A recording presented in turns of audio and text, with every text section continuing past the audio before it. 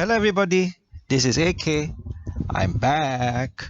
So today we are going to talk about something that is talked about a lot, right, by local finfluencers, and that is becoming CPF millionaires, right? And of course, if you have been following me for a while, you know that I became a CPF millionaire in 2021, right? This was, and I blog about it in January 2021, and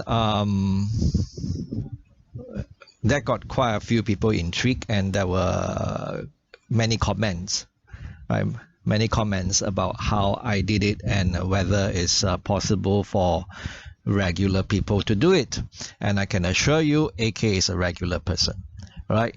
It's just some things that I did that helped me to achieve that 1 million in CPF savings a bit sooner than some other people, right? Okay, but it is definitely achievable, right? And I'll provide a link to that blog post in the description box below in case you're interested to find out more, because today I'm not going to talk about that. I'm not going to rehash that blog. What I'm going to talk about today is whether we can become CPF millionaire, a CPF millionaire at a much younger age, right? Of course, I became a CPF millionaire when I was 49 years old. So can we become CPF millionaires at a younger age? And the answer is yes. If we have some help, right? So for those of us who are listening to AK eavesdropping on AK talking to himself now, maybe not so much for ourselves but for the next generation. So now you know what AK is going to talk about. For the next generation, yes, we can help our children to become CPF millionaires at a younger age, right? And I thought of making this video because of the last video I made, which was about, of course, the CPF and whether it's still attractive. And in that video, I say it's attractive, definitely, for younger people, right? Because they're going to have their special account for many, many more years compared to old folks like me or young seniors like me, right? Like in my case, I'll have the special account for another 2 years, and that's it. It will vanish once I turn 55, right? For younger people, you're going to have your special account for many, many more years. And I use the example of how someone who's in his 20s would have his special account for 30 years or so, right? For a baby, he or she will have his special account for 55 years. 55 years. Imagine 4% compounding over 55 years, right? 4% interest compounding over 55 years. For sure, that baby at 55 years old is going to have quite a nice nest egg, right? Quite a nice nest egg. And of course, he's going to hopefully not become a bum and be gainfully employed, working once he graduates from university or polytechnic, and he will continue to have mandatory contributions, and his CPF nest egg will grow even bigger, right? And this reminds me of a letter which I received from a reader back in 2017, right? And I blog about it. The title of the blog was Planning a $1.4 million legacy, right? And the reader basically asked me for some feedback as to his idea, and this was what he said.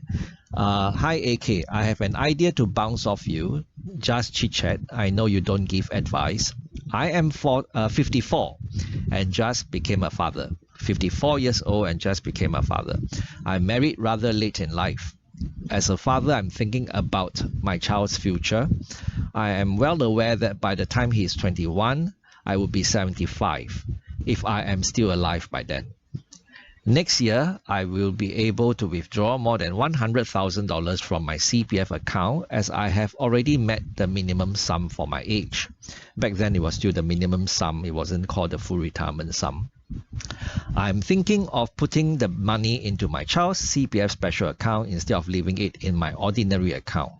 I could top it up to $166,000 and do a one-time top up to a CPF special account, compounding at 4% a year. He would have a retirement nest egg of more than $1.4 million when he turns 55.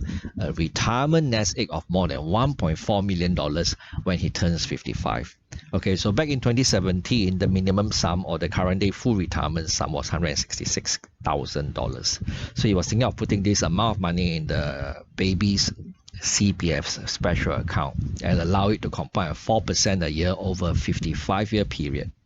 And the baby would have $1.4 million in his special account by the time he or she is 55 years old, right? And that's assuming that the baby becomes a bum and doesn't work, no more contribution to his CPF savings, right? So that was what the reader had in mind, right? So you see how even without having to put in another single cent, the baby will exceed $1 million in CPF savings by the time he's ready to retire at 55. But of course, if he wasn't working at all, then he's basically retired from the day he was born.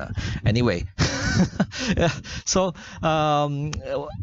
what I said to the reader, and this applies to anyone who's thinking of doing the same thing, we have to remember that our CPF money is meant to help to fund our retirement, right? Our CPF money is meant to help to fund our retirement. And of course, if we have other ways to fund our retirement, then okay. I also have to remember that the child would not be able to touch the money until he turns 55 because it's in a special account, right? And so if the plan is to help the child become financially more secure in his old age, then yes, this would be a very generous and thoughtful thing to do, okay? However, there's a big however. Remember, the CPF special account interest rate could change over the very long term, and 55 years is a very long time, right? So you must remember that the government's plan is to peg the special account interest rate to long-term government bond coupons, and those government bond coupons, it could go up or down, which means the special account interest rates could also go up or down. Okay, so this could change in the very long term. In the very long term, it could change. So when that happens, if a bond yield should go down to below some level and the special account goes down to below 4% interest rate per year, then you just have to accept it. So we won't be wrong to expect CPF special account interest rate to fluctuate over the very long term. So 4% isn't something that's sacrosanct, and don't think of it as something that's sacrosanct. But even then, let's say if it drops to 3.5% instead of 4%, $166,000 over 55 years period, compounding at 3.5% per annum, you still get $1.1 million. Right, so it's still nothing to sniff at, okay? And if it drops to like 3% per annum, then over a 55 years period, it'll become $844,000. It's still quite a bit of money, okay? So just some rambling again, so if we want our child to become a CPF millionaire at a relatively young age, yeah, sure, this is something that is doable. Okay, so if AK can talk to himself, so can you. Bye-bye.